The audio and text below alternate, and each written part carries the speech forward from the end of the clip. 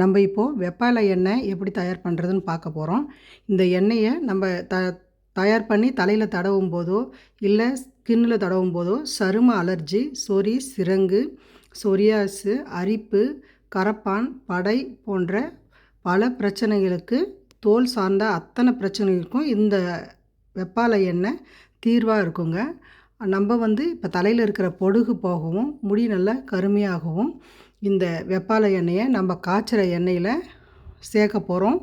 அதுக்கு நான் ஒரு 10 நாளுக்கு முன்னாடியே வெப்பாலை இலையை பறித்து நல்லா கழுவிட்டு துணியை போட்டு துடைச்சி ஈரம் இல்லாமல் எடுத்துட்டு நான் ஒரு 1/4 லிட்டர் எண்ணெய் ஊற்றி அதில் ஒரு 10-20 இலையை போட்டு ஊற வச்சாங்க.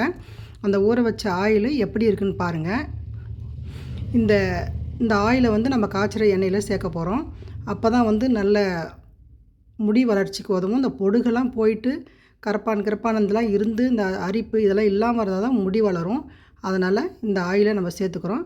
இந்த ஆயில் பாருங்கள், நான் 10 நாள் வச்சேன். இது எப்படி இருக்குன்னு பாருங்கள்.